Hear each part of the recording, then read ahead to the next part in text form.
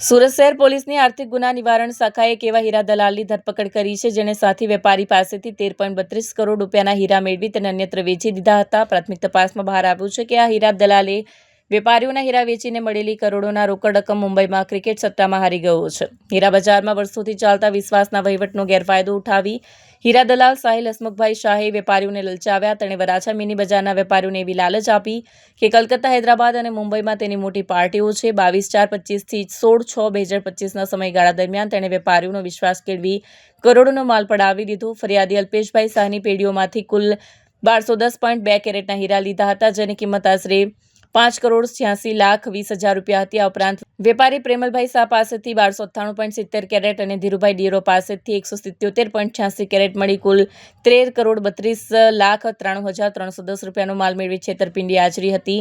આ છેતરપિંડીનો મામલો સામે આવતા ઇકોસોયલ દ્વારા તપાસ શરૂ કરવામાં આવી હતી। પોતાની ધરપકડ ટાળવા માટે સાહિલ શાહ છેલ્લા 2 મહિનાથી નાસ્તો ફરતો હતો। સુરત ક્રાઇમ બ્રાન્ચની ટીમે ટેકનિકલ અને હ્યુમન સોર્સની મદદથી બાતમી મેળવીને આરોપીને શોધી કાઢ્યો અને કાયદેસરની કાર્યવાહી કરી ધરપકડ કરી છે। આ કેસમાં ભોગ બનનાર વેપારીઓ પાયમાલ થઈ ગયા છે। હીરા ઉદ્યોગમાં સામાન્ય રીતે જાંગડ પર વિશ્વાસ રાખીને કરોડોનો માલ આપવામાં આવતો હોય છે, જેના આરોપીઓ દુરુપયોગ કર્યો। કુલ 3 જેટલી મોટી પેઢીઓના માલિકો પોતાની મહેનતની કમાણી ગુમાવી છે અને હવે તેઓ ન્યાયની આશા રાખી રહ્યા છે। આ રેકેટમાં અન્ય કોઈ વ્યક્તિઓ સામેલ છે કે કેમ, આ કેસમાં આરોપીની ધરપકડ બાદ અન્ય મોટા ખુલાસા થવાની પણ શક્યતા છે। સુરત શહેર પોલીસ ઇકોનોમિક ઓફેન્સીસ વિંગ અલગ અલગ આર્થિક રિલેટેડ જે ગુનાઓ છે એ ગુનાઓની તપાસ કરતી હોય છે।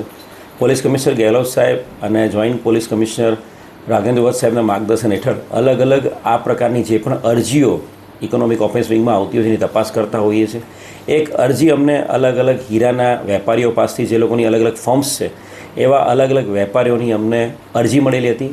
જે અરજી અનુસંધાને સાહિલ શાહ નામનો એક વ્યક્તિ જે હીરાના દલાલ તરીકે કામ કરે છે એ વ્યક્તિ આ અલગ અલગ હીરાના વેપારીઓને મળ્યો હતો અને આ હીરાના વેપારીઓને ગુજરાત રાજ્યની બહાર અલગ અલગ સ્ટેટ્સમાં ખાસ કરીને કલકત્તા, હૈદરાબાદ, મુંબઈ આ બધા જે શહેરો છે આ બધા શહેરોમાં હીરાની ખૂબ મોટી જરૂરિયાત છે અને આ હીરાનું જો તમે વેચાણ કરશો તો આ હીરાના વેચાણમાં તમને ખૂબ મોટો ફાયદો થશે એવો વિશ્વાસ આ વેપારીઓને અપાયો હતો અને વિશ્વાસના આધારે ટોટલ 13,32 લાખ રૂપિયાના અલગ અલગ હીરાઓ એણે આ વેપારીઓ પાસેથી લીધા હતા સાહિલ શાહે અને ત્યારબાદ આ હીરા છે એણે આગળ કલકત્તા, હૈદરાબાદ, મુંબઈ કોઈ પણ વેપારીને કંઈ આપ્યા નહીં અને બારોબાર એ પોતાના અંગત ફાયદા માટે આ હીરા એમની સ્વિંગમાં આવતાની સાથે એની પૂરોપર તપાસ કરવામાં આવી હતી અને એના અનુસંધાને સાહિલ હસમુખભાઈ શાહ વિરુદ્ધમાં ગુનાહિત છેતરપિંડીનો ગુનો દાખલ કરવામાં આવ્યો હતો।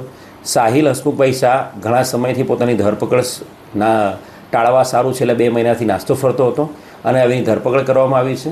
ગુનાના કામે એને અરેસ્ટ કર્યા બાદ હવે એના રિમાન્ડ લેવાની આગળ કાર્યવાહી ચાલુ છે। પ્રાથમિક જે પૂછપરછ કરી છે એ પ્રમાણે એની જે બેંકના અકાઉન્ટ્સ છે એના ફેમિલીના બેંક અકાઉન્ટ્સ એ તમામની ડિટેલ્સ ચેક કરવામાં આવી રહી છે અને પ્રાથમિક પૂછપરછમાં એ ક્રિકેટના સટ્ટામાં આ પૈસા હારી ગયો છે એવી ઇન્ફોર્મેશન આપી રહ્યો છે, પણ વધુ રિમાન્ડ લઈને એની બાબતે ડિટેલમાં તપાસ હાલ ચાલુ છે। કેટલા વેપારીઓ પાસેથી હીરા લીધા હતા, કેટલા કેરેટના હીરાઓ લીધા? કુલ મળીને 3 જેટલા વેપારીઓ છે એ લોકો પાસેથી અલગ અલગ એક વેપારી પાસેથી 1298 કેરેટના હીરાઓ, એક વેપારી પાસે 177.86 કેરેટના હીરા અને એક વેપારી પાસેથી 1210 કેરેટના હીરા, એમ કુલ મળીને 6,50,000, 95,74,000 અને 5,86,000 એમ ટોટલ 13,32 લાખના અલગ અલગ હીરા એણે આ વેપારીઓ પાસેથી લીધા હતા।